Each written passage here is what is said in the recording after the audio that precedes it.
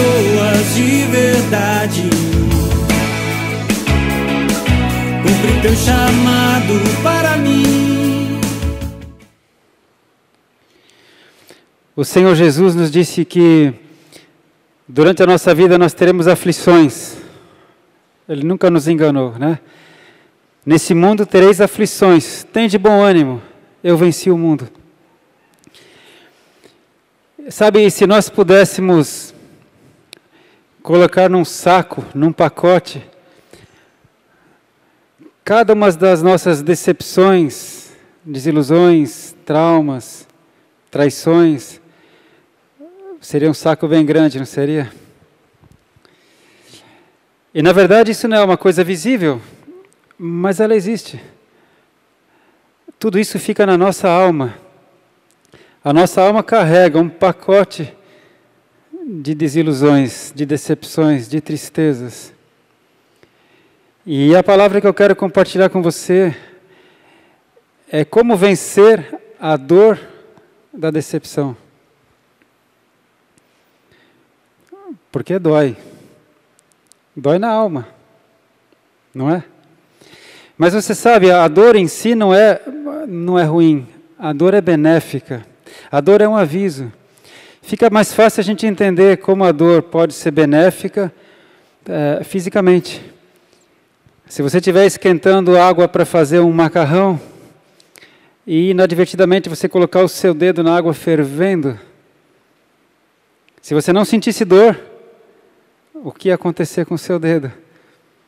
Podia servir como um cachorro quente, não é? Mas graças a Deus pela dor, você logo tira. A dor é um aviso. Claro que quando a dor é muito grande, quando ela é prolongada, ela causa problemas e transtornos e precisa ser tratada.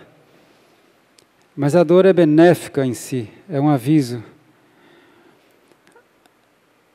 E a alma, quando começa a ficar doente, também dói. E qual é o sintoma da dor na alma? É tristeza. É desilusão. Depressão. Falta de vontade de viver. Vontade de dormir e não acordar. Não é? São sintomas de dor na alma. Então esse sintoma em si não é mal, não é ruim, ele é bom porque o seu organismo está avisando aí, você está com uma doença, você está com um problema, o problema é na alma. Então eu quero compartilhar com você uma palavra a respeito de como vencer essa dor da alma. E eu quero ir lá para o livro de Juízes. Eu quero ver com você alguma coisa lá com o povo de Israel, para a gente trazer para nós hoje. Eu peço que você abra comigo a palavra do Senhor em Juízes, capítulo 1. O livro de Juízes, capítulo 1. Logo depois de Josué. E justamente esse livro de Juízes trata do período logo após a morte de Josué. Você se lembra que Deus levou o povo do Egito até a entrada da terra prometida com Moisés, e Deus disse: Moisés, você não vai entrar na terra prometida, você verá a terra, mas não entrará na terra. E logo após a morte de Moisés, Deus passa a falar com Josué, levanta Josué, e Josué então foi o conquistador, né? Israel entrou com Josué, e foi uma batalha, irmãos, a gente às vezes não tem noção, mas durante 5 anos eles lutaram. Desde que eles cruzaram o Rio Jordão e conquistaram Jericó, foram 5 anos de luta, guerras e guerras contra muitos reis dos cananeus, ferezeus, jebuseus, heteus, até que eles conquistassem a terra. Só que então Josué faleceu e ainda ficou muita terra por ser conquistada. Ainda ficou alguns povos para serem expulsos. E aí o povo de Israel se acomodou. O povo de Israel se acomodou quando Josué morreu. E eles deixaram algumas nações, alguns povos não foram expulsos. Então eu quero ler com você, por exemplo, Juízes 1, 21. Porém, os filhos de Benjamim não expeliram os jebuseus que habitavam em Jerusalém. Antes, os jebuseus habitaram com os filhos de Benjamim em Jerusalém até o dia de hoje, o dia de quando foi escrito esse livro. Versículo 27. Nem Manassés expeliu os habitantes de Bet-Seã, nem dos lugares da sua jurisdição. 29. Tampouco expeliu Efraim os cananeus que habitavam em Gézer. 30. Tampouco expeliu Zebulon os moradores de Quitrom, nem aos moradores de Naalol. 31. Tampouco Azer expeliu os moradores de Aco, nem os moradores de Sidom, nem de Alabe, nem de Axibe. 33. Tampouco Naftali expeliu os moradores de Bet-Semes, nem os moradores de Bet-Anate. 34. E apertaram os amorreus aos filhos de Dan até as montanhas, porque nem os deixavam descer ao vale. E assim por diante. O que aconteceu? O povo de Israel perdeu aquele elan, aquele brio, e eles começaram a aceitar. Se você ler com cautela, você vê que Israel era mais forte e não expulsou aqueles povos e deixou que eles ficassem coabitando com eles, e eles se tornaram tributários de Israel. É até bom, a gente até ganha. Eles pagam tributo para morar conosco nas nossas cidades. Você sabe por que Deus era tão radical, dizendo: expulsem todos os moradores da terra? Porque Deus não queria que eles se misturassem com os costumes pagãos, com a prostituição,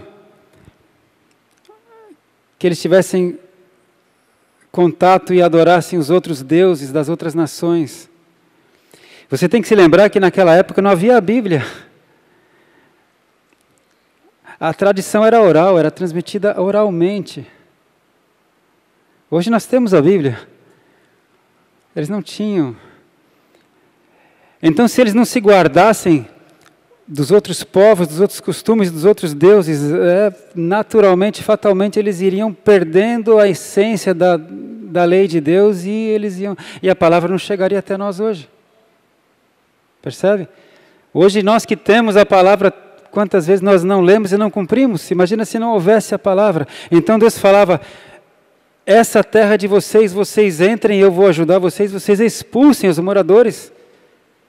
Não se misturem. Mas eles não fizeram.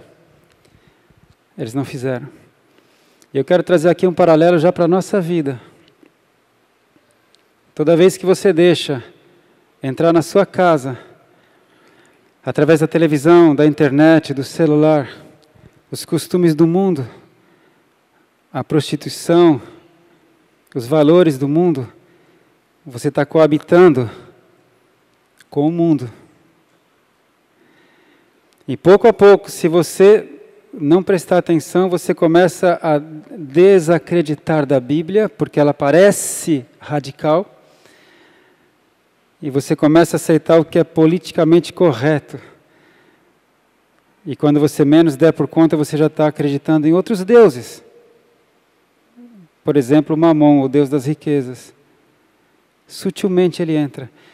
Então Deus é radical. Mas Deus continua sendo, porque a Bíblia fala que Deus é o mesmo ontem, hoje e eternamente. Ele quer preservar você, Ele fala: seja santo porque eu sou santo. Então eles foram bonzinhos, eles coabitaram com os outros povos, eles não queriam guerra, eles até recebiam tributos. E sabe qual foi a consequência? Veja o capítulo 2. Capítulo 2 de Juízes. E subiu o anjo do Senhor de Gilgal a Boquim e disse: do Egito vos fiz subir e vos trouxe a terra que a vossos pais tinham jurado, e disse: nunca invalidarei o meu concerto convosco. E quanto a vós, não fareis concerto ou aliança com os moradores desta terra. Antes, derrubareis os seus altares. Mas vós não obedecestes à minha voz. Por que fizestes isso? Pelo que também eu disse: não os expelirei de diante de vós, antes estarão às vossas costas, e os seus deuses vos serão por laço. Como vocês não obedeceram, vocês não permaneceram na minha aliança, disse o Senhor, então eu não expelirei mais as nações, porque as nações, irmãos, eram todas maiores e mais fortes do que Israel. Foi pelo braço de Deus que Deus deu a terra para eles. E Deus fala, vocês pararam de expulsá-los, vocês começaram a se misturar com eles, então os deuses deles vão estar sempre nas suas costas e vão ser laço para vocês. Eu não vou expelir eles mais. E assim foi. No começo deu tudo certo, eles tiveram paz. Você sabe que na sequência do livro de Juízes a gente só tem guerra, guerra e destruição. O negócio foi mal. Mas no comecinho, naquela geração, a geração de Josué, ainda ficou tudo bem, ficou em paz. O Josué morreu com 110 anos, mas Josué e Caleb eram os mais velhos. Lembra-se? Todos os outros eram mais novos, tinham pelo menos 20, 30, 40 anos menos. Então essa geração que conheceu Josué, que conheceu até Moisés, essa geração que viu os milagres, aceitou o mundo no meio deles, mas no começo ainda estava tudo bem. Assim acontece quando você deixa o pecado entrar na sua casa. No começo parece que está tudo bem. Você, marido, que fica assistindo pequenos vídeos pornográficos ou fica tendo conversas profanas com mulheres do trabalho no WhatsApp, no começo parece que está tudo bem, não vai acontecer nada. Mas o seu casamento está morrendo. Pouco a pouco. Você que começa a se deixar levar um pouquinho pela bebida, um pouquinho por algum outro vício, pela droga, pelo cigarro. No começo, está tudo bem, não refletiu na saúde, não refletiu no relacionamento, não refletiu socialmente, mas está caminhando para a morte. Você está sendo promiscuindo com o mundo. E aconteceu. Veja o versículo 10.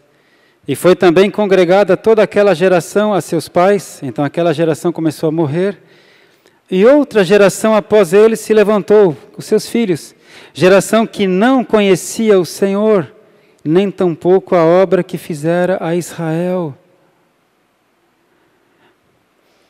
Sabe, se a minha geração, aqui eu e você, se nós que estamos aqui semanalmente, ouvindo a palavra do Senhor, louvando ao Senhor, nós que conhecemos a palavra do Senhor, se nós não vivermos essa palavra, e se nós deixarmos o mundo entrar na nossa casa, quem vai morrer são os nossos filhos e os nossos netos. Vem a outra geração que não tem intimidade com o Senhor, que não conheceu o Senhor, não sabe dos seus milagres. E essa próxima geração paga o preço da nossa prostituição espiritual. Então, versículo 11, então fizeram os filhos de Israel o que parecia mal aos olhos do Senhor e serviram aos Baalins. Aquela geração de Josué que aceitou aqueles povos, eles ainda não serviam os Baalins, os ídolos, mas a geração dos seus filhos passou a servir já o mundo. E deixaram o Senhor, Deus de seus pais, que os tirara da terra do Egito, e foram-se após outros deuses, dentre os deuses das gentes que habitavam ao redor deles. E encurvaram-se a eles e provocaram o Senhor a ira, porquanto deixaram o Senhor e serviram a Baal e a Astarote. Baal e Astarote eram as duas principais divindades dos cananeus. Baal, o deus da fertilidade, havia prostituição cultual. Crianças eram oferecidas, queimadas em sacrifício. Astarote era a esposa de Baal, deusa da fertilidade e da guerra. E o povo de Deus começou a servir esses deuses e o mundo, o sistema pagão, a prostituição, inclusive a morte de crianças entrou. Dá para entender por que Deus falava, expulse essas nações do vosso meio.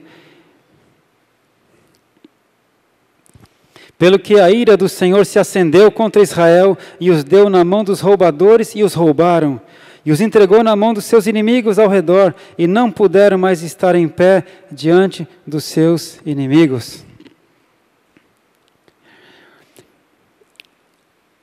E isso acontece conosco também. Quando nós vamos deixando pouco a pouco a segurança da aliança do Senhor, Até outro dia eu preguei, né, sobre as bênçãos da aliança. Quando você está em aliança com Deus, tem bênçãos que te acompanham. Mas quando você quebra a aliança com o Senhor e você começa a aceitar o pecado na sua vida e pessoas pecaminosas na sua vida. E quando eu falo isso, eu quero dizer que a gente tem que viver a santidade do Senhor. Não é que a gente não possa ter amigos, claro que a gente tem que ter amigos. Jesus falou, Pai, não peço que os tires do mundo, mas livra-os do mal. A gente está inserido no mundo, a gente tem que conviver com a sociedade, e aliás é assim que a gente vai poder ser luz. Amém? O problema é que geralmente o cristão ele é envolvido pelas trevas, ele não ilumina, ele é envolvido pelas trevas. E é desse jeito, é gota a gota, você vai aceitando o mundo dentro da sua casa, dentro de você. E a consequência é perde a bênção de Deus, perde a bênção da aliança, perde a proteção de Deus.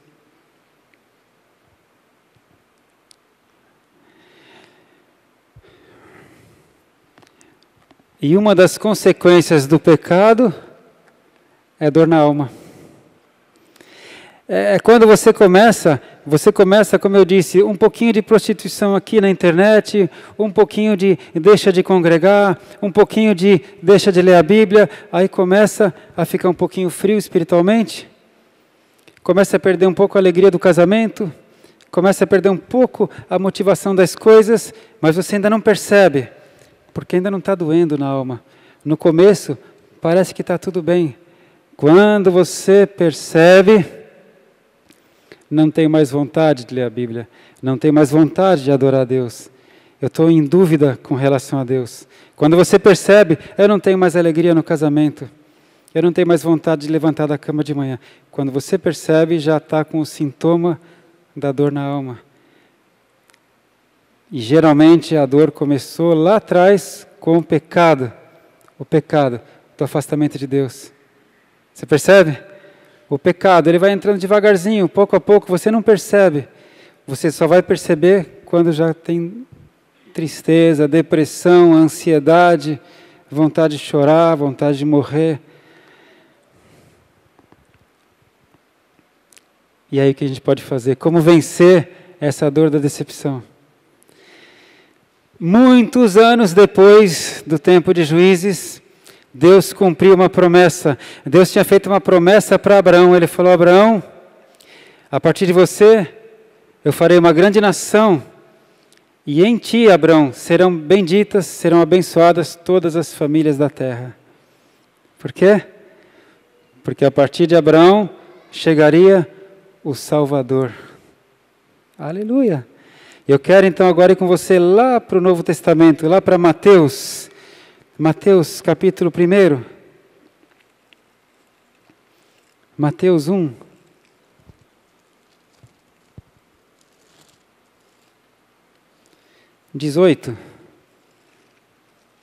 Mateus 1, 18.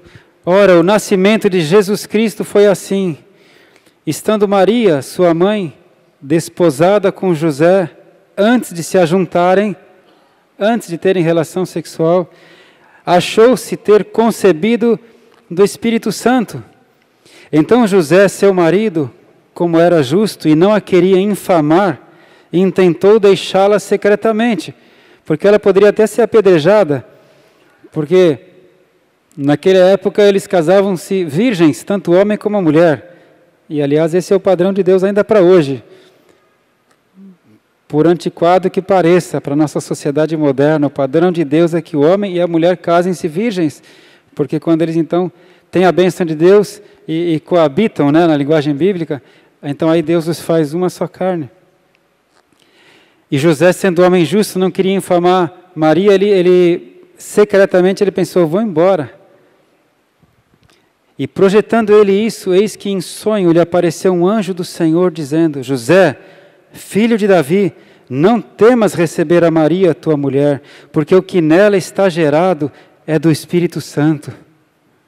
E ela dará à luz um filho, e lhe porás o nome de Jesus, porque ele salvará o seu povo dos seus pecados. E Yeshua, quer dizer, o Senhor salva. José, você colocará o nome de Yeshua no seu Filho, porque ele salvará o seu povo dos seus pecados.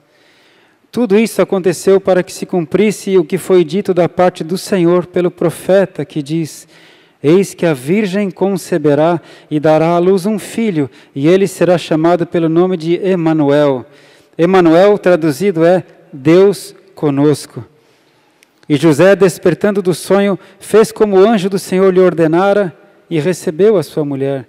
E não a conheceu, não coabitou com ela, não teve relação, até que deu à luz seu filho, o primogênito, e pôs-lhe o nome de Jesus. Aleluia! Não foi fácil para José, hein? E como teria sido para Maria? Dê uma olhada comigo em Lucas 1,35. Lucas 1,35.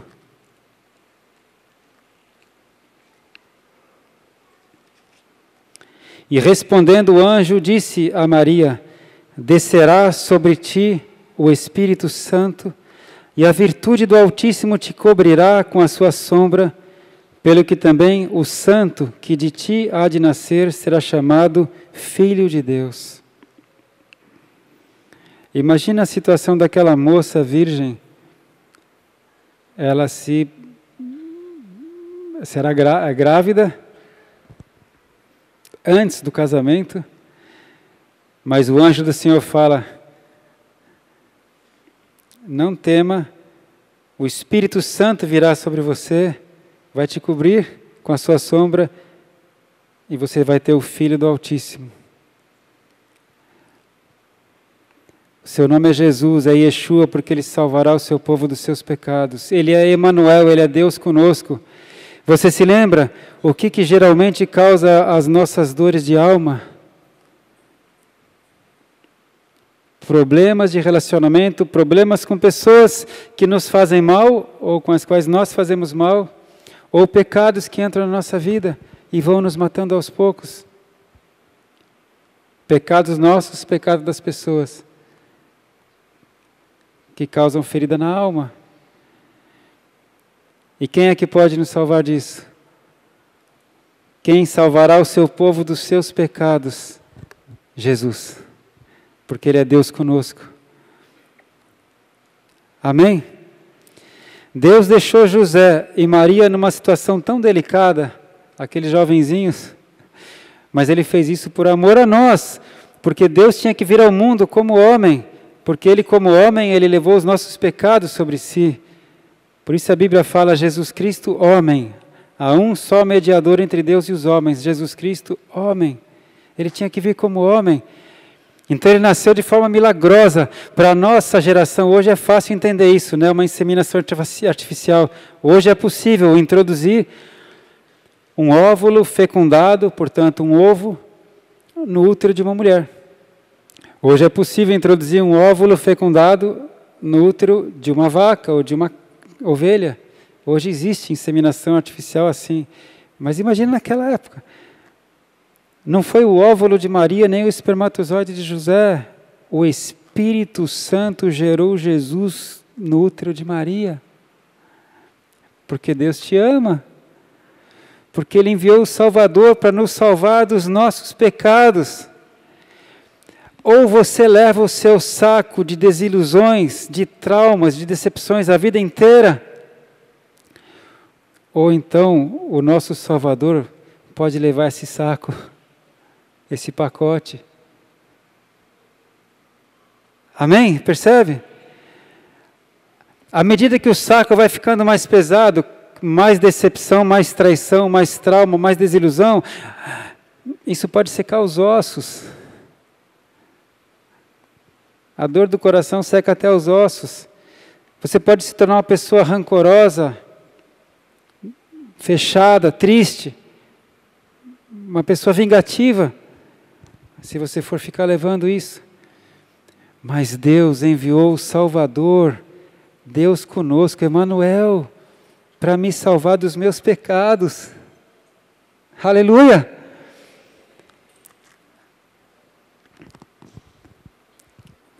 Como será isso? Vamos ver agora a receita do médico da alma, o médico dos médicos. Vamos ver a receita de Jesus. Eu peço que você abra comigo Mateus capítulo 11. Mateus 11.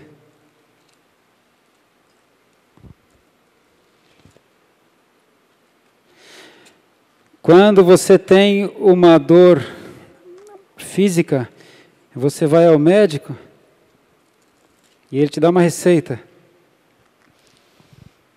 E se aquele remédio for bem receitado e você tomar direitinho, você fica curado, não é? E aqui tem uma receita de Jesus. Mateus 11, 28, 11 e 28. Vinde a mim todos os que estáis cansados e oprimidos, e eu vos aliviarei. Amém. Você está cansado e oprimido? Vem a mim, Jesus falou, eu vou te aliviar, eu vou aliviar o seu fardo. Tem uma outra versão da Bíblia que fala, vinde a mim vós que estáis cansados e sobrecarregados. Sobrecarregado, carregado em excesso. O fardo está grande. Tanto é que ele fala, me dá o teu fardo e pega o meu, vamos trocar de fardo. Tem uma outra versão da Bíblia que fala, vinde a mim vocês que estão cansados e com o fardo. Quem tem essa versão? A nova tradução da linguagem de hoje. Como é que está aí, Gibson? As vossas pesadas cargas. Venha a mim você que está cansado com as suas pesadas cargas.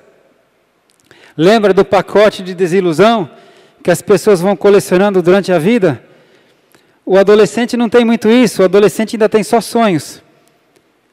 Aos 14, 15 anos, alguns já têm uma vida sofrida.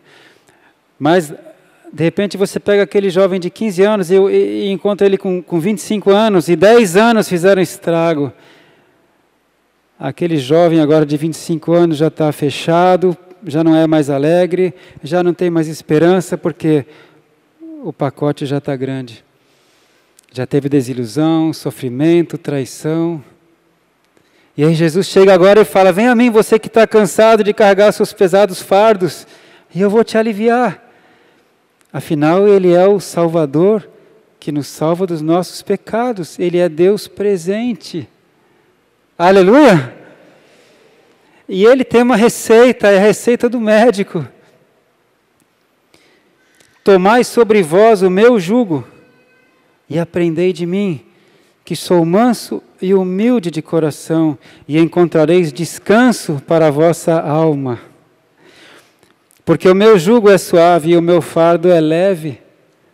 O seu está pesado, filho, mas me traz o seu fardo que eu levo e toma o meu. O meu é leve. O meu jugo é suave, o meu fardo é leve. Sabe qual é o fardo de Jesus? Esse aqui é o fardo de Jesus. Esse é o fardo de Jesus. Jesus disse, quem me ama, guarda os meus mandamentos e os segue, e os pratica. Os meus mandamentos não são penosos, diz o Senhor. Mas é um fardo, é um jugo.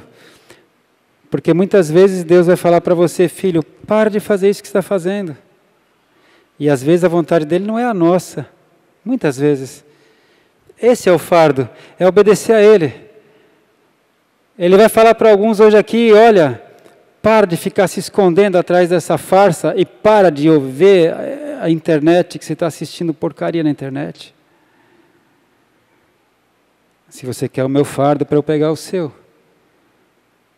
Para de tratar a sua esposa como você está tratando. Não vem com essa história que você tem o sangue português, sangue calabrês, sangue italiano. Você tem o sangue de Cristo. Para de tratar a sua esposa assim. Maridos, tratai vossas esposas como vaso mais frágil, coabitando com ela, para que as vossas orações não sejam interrompidas. Filho, passa a honrar teu pai e tua mãe. Tudo isso está na palavra. É um fardo. E o mundo fica dizendo para a gente, mas não é bem assim, a Bíblia é antiga, as traduções mudaram, etc. Tem que ver o contexto, não é? Por isso que Deus fala, não deixe o mundo entrar na sua vida. Jesus falou, a minha palavra é a verdade. Então esse é o fardo. O fardo é lê a Bíblia e pratica a Bíblia. Esse é o fardo, mas é leve, é suave. Amém? É leve. Eu tenho levado esse fardo há 35 anos, é bênção, é leve. Aleluia. E Jesus ainda fala, aprenda de mim. E aí eu fico pensando, tudo bem, agora eu já sei qual é o fardo dele. Agora como é que eu entrego o meu fardo para ele? Como é que a gente entrega o nosso fardo para ele? Ele nem é visível, Jesus. Ele fala, aprenda de mim. E tem um pequeno exemplo, eu vou pegar só um em Hebreus capítulo 5, veja comigo, Hebreus 5, 7. Hebreus 5, 7. Jesus, nos dias da sua carne, ou seja, quando ele veio aqui como ser humano, né, nos dias da sua carne, enquanto ele era homem, Hebreus 5, 7. Nos dias da sua carne, oferecendo com grande clamor e lágrimas, ofereceu orações e súplicas ao que o podia livrar da morte. Foi ouvido quanto ao que temia. E ainda que era filho, aprendeu a obediência por aquilo que padeceu. Jesus aprendeu a obediência pelo que ele sofreu. E como é que ele se aliviava? Ele vinha a Deus com grande clamor e lágrimas, orações e súplicas ao único que podia livrá-lo da morte, e foi ouvido quanto ao que temia. Sabe como é que a gente entrega o fardo das tristezas, das decepções, das desilusões, das traições? Sabe como a gente entrega? Orando a Deus. Entrega em oração. É o divã do psicanalista. Por falar nisso, eu creio que os psiquiatras e os psicólogos são importantes para tratar da alma. Você sabe que algumas doenças da mente são problemas de neurotransmissores mesmo. Então precisa de remédio. O remédio ajuda. Claro que Deus pode curar um câncer, Deus pode curar uma hérnia de disco, Deus pode curar uma depressão sem remédio. Mas, às vezes você precisa de um antibiótico, ou de uma cirurgia de coluna, ou de um remédio para o cérebro, que é um órgão também. É o psiquiatra. O psicólogo vai ajudar a identificar a causa da dor da alma. Né? O psicólogo, o divã, né? Vai ajudar a identificar a causa. Agora, eu particularmente confio mais em psicólogos cristãos, que vão dar direções de acordo com a palavra de Deus. Eu, pessoalmente. Então ajuda. Mas o que Deus quer mostrar para você é que você pode ter uma conversa com Ele, diretamente com Ele, e entregar para Ele o seu problema, a sua dor, a sua desilusão, o seu problema. Jesus falou, aprenda de mim. Eu orei, clamei com oração e súplicas ao meu Pai e fui ouvido. Amém? Você está comigo? Então, essa receita, ela está mais detalhada em Filipenses 4. Eu quero ler só mais esse texto. Filipenses 4, do 4 ao 7. Filipenses 4, do 4 ao 7. Regozijai-vos sempre no Senhor. Outra vez vos digo, regozijai-vos. Nessa hora que você está sentindo a dor da alma, essa tristeza, esse fardo, a gente fica triste, não é?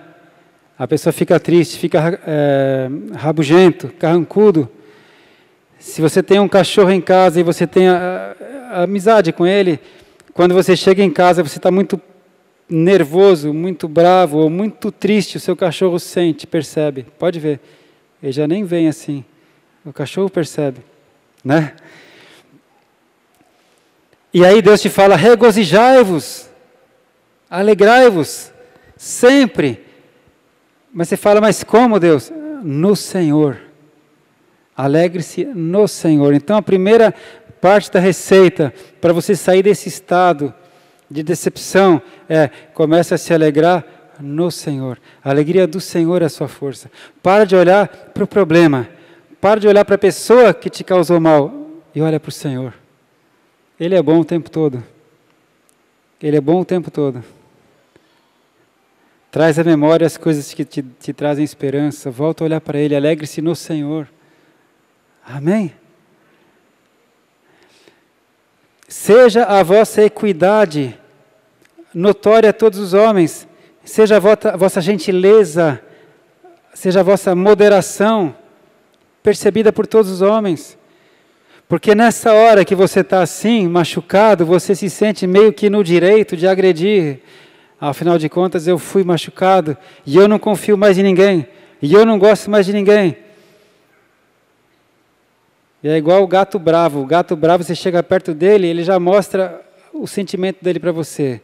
Você chega perto do gato bravo, ele faz o quê? É só um aviso. Não chega perto. E está cheio de gato bravo aqui. Você está machucado, está com ferida na alma, e você nem chega, né? E Deus fala, seja a vossa gentileza percebida por todos. Por quê? Perto está o Senhor.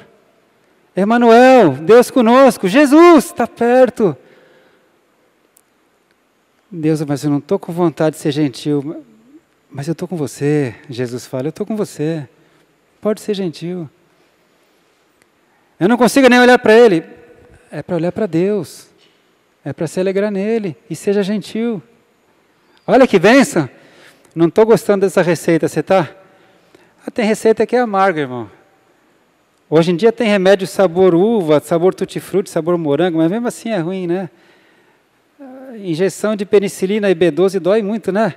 Aí o médico fala, vai doer, mas tem que tomar. Então, tem que se alegrar no Senhor.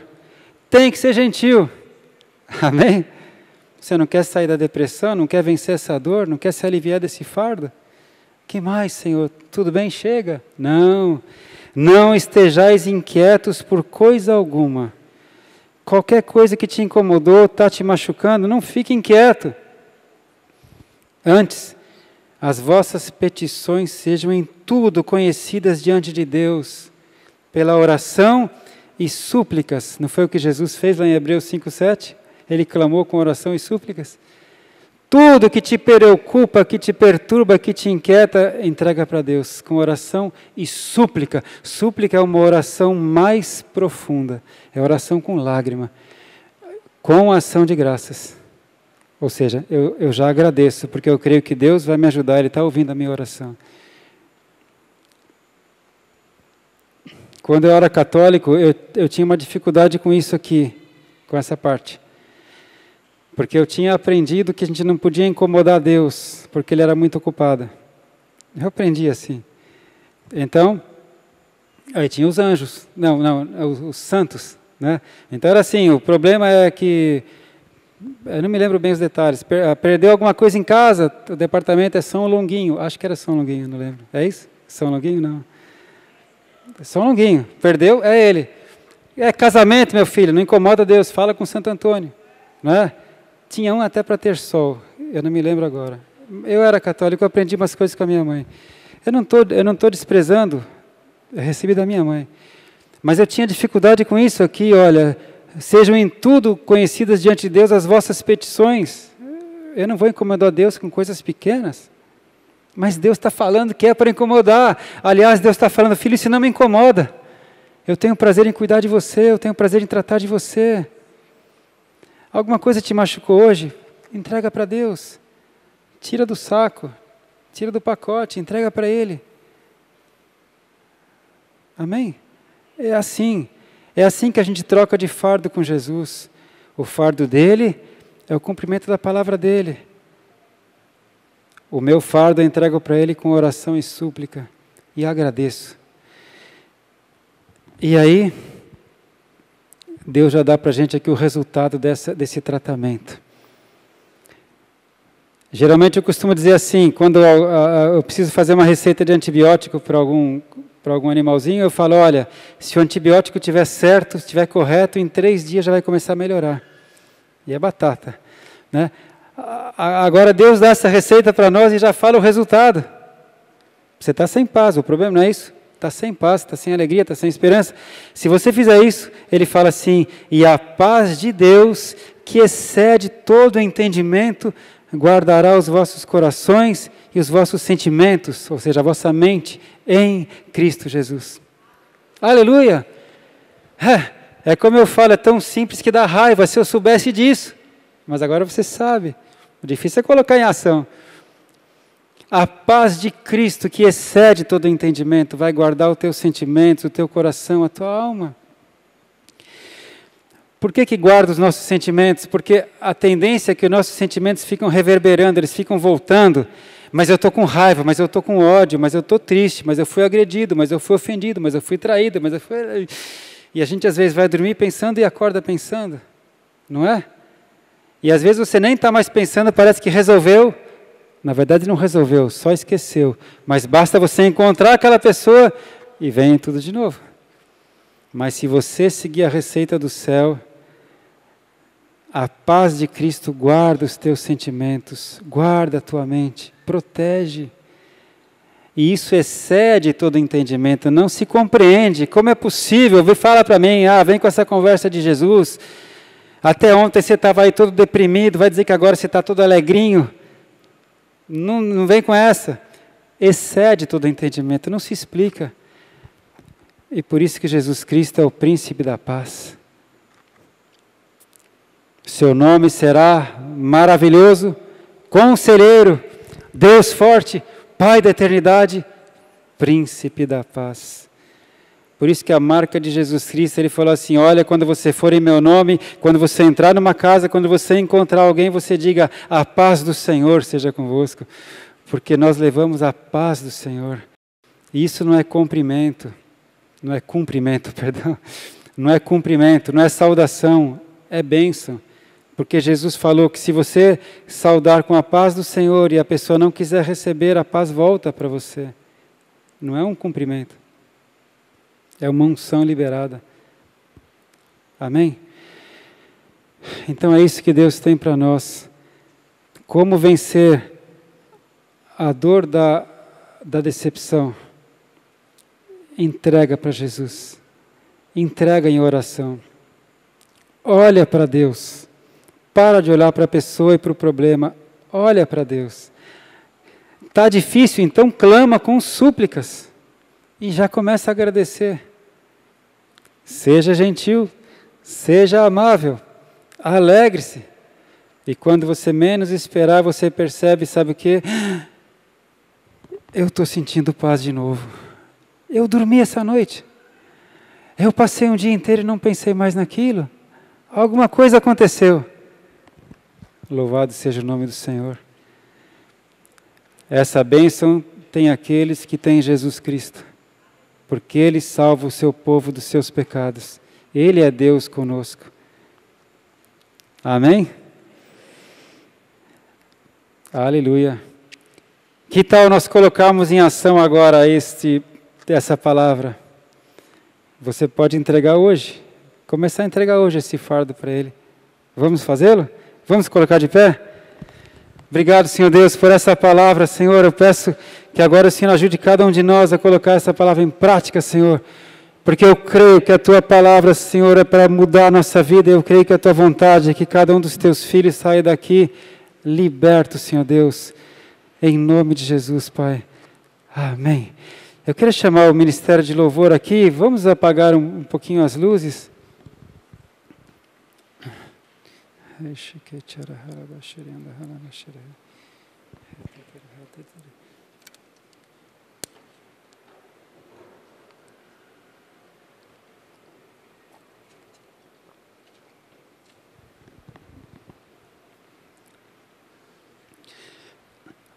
Eu quero pedir ao Espírito Santo que ajude você, como me ajudou hoje de manhã, quando eu preguei essa palavra, que Ele ajude você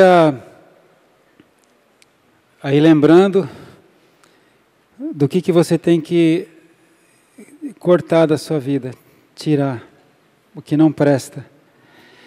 As coisas que você vem fazendo, né, que você tem feito, que não edificam, palavras que você tem falado. A Bíblia fala que a gente só deve falar aquilo que edifica. Às vezes você tem emprestado o seu ouvido para pessoas falarem que não devem, você se torna conivente, participante. Talvez você tenha deixado de buscar a Deus e Ele quer falar para você: volta para a essência, volta para a simplicidade, volta para Cristo, volta para Ele. Pensa nisso. Quando a gente está com essas dores todas, quando o nosso fardo está pesado, a gente começa a buscar entretenimento, começa a assistir filmes, outros vão para a bebida, outros vão para a prostituição, alguns começam a comer compulsivamente, outros procuram dormir, não é?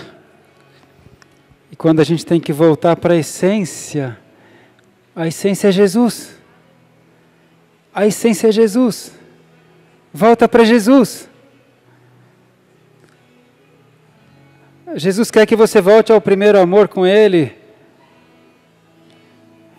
Faz tempo que você já não tem mais amor pela palavra. Ou você nem lê mais ou lê mecanicamente. Volta para a essência. Volta a adorar Jesus. Volta a olhar para Jesus. Volta a andar com Jesus. Vinde a mim, você que está cansado e sobrecarregado, eu vou te aliviar, Ele fala. Não deixa as decepções com situações ou pessoas te afastarem de Jesus, volta para Jesus, amém? A gente vai fazer uma oração, porque justamente é a oração que faz com que a gente entregue nosso fardo, não é? Mas antes dessa oração eu quero cantar um cântico com você, para abrir o portal do céu sobre a sua vida. Esse cântico singelo, ele fala assim: Senhor, eu sei que o Senhor quer mais do que uma canção da minha parte, o Senhor quer o meu coração, Ele quer o teu coração, Ele quer te abençoar. Então, Senhor, eu estou voltando para a essência da adoração, e a essência é o Senhor Jesus. Eu estou voltando para Jesus. Ah, como eu quero que você hoje volte para Jesus, para você ter a alegria que eu tenho. Irmãos, eu tenho conhecido Jesus há mais de 35 anos, eu já passei por muitas e muitas lutas e decepções e tristezas. Era para eu ser um homem carrancudo, rabugento, fechado, nervoso. Mas de tempos em tempos eu consigo entregar o fardo para Ele. E a alegria do Senhor volta a ser minha força. Volta para Jesus. Volta para Jesus. Amém? Venham a mim todos vocês que estão cansados e sobrecarregados, e eu vos aliviarei. Aprendam de mim, porque eu sou manso e humilde de coração. Tomem sobre si o meu fardo e o meu jugo. O meu fardo é leve, o meu jugo é suave. E assim vocês encontrarão descanso para a vossa alma. Essa é a oferta do Senhor Jesus para você hoje. Ele é o Salvador. Ele é Deus presente, Ele é Deus conosco. Sabe, agora depende da sinceridade do seu coração. Agora depende se você crê nele ou não. Se você crê que essa palavra é verdadeira ou não, ela é viva, agora depende de você. Você pode começar a entregar esse fardo hoje para Ele.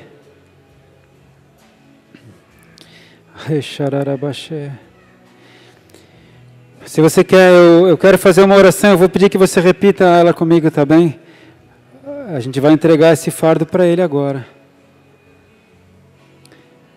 Vamos orar.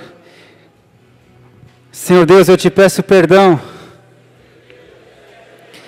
porque eu tenho carregado um fardo,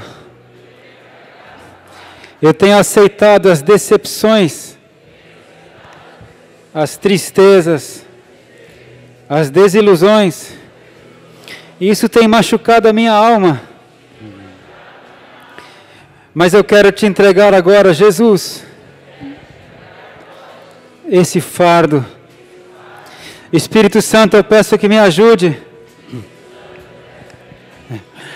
Eu rompo agora em nome de Jesus com o sistema do mundo na minha vida e na minha casa.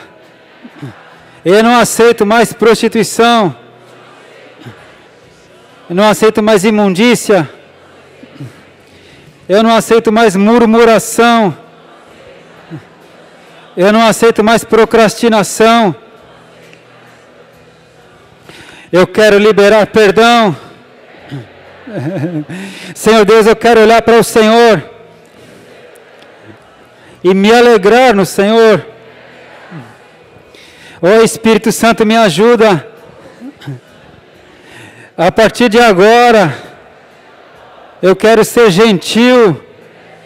Eu quero ser amável.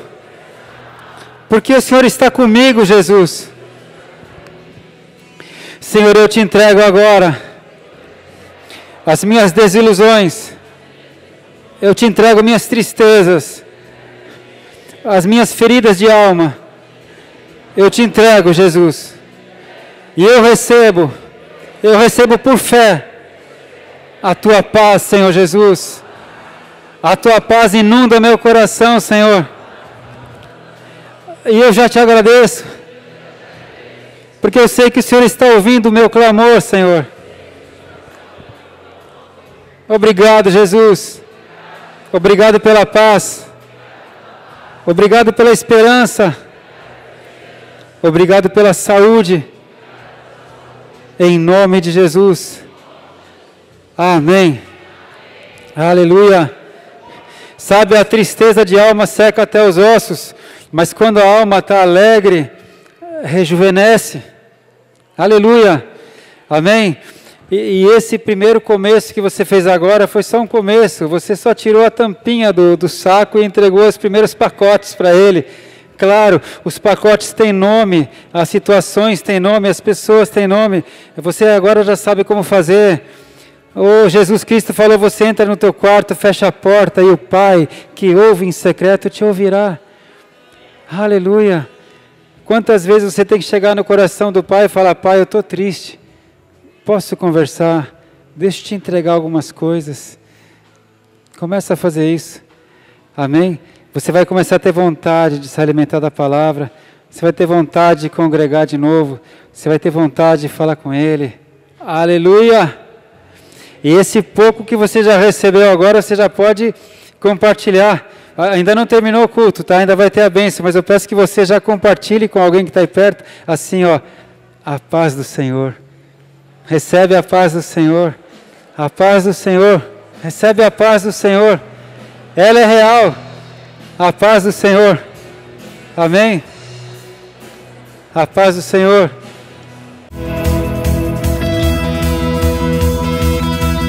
Quero amar as pessoas de verdade. Cumprir teu chamado.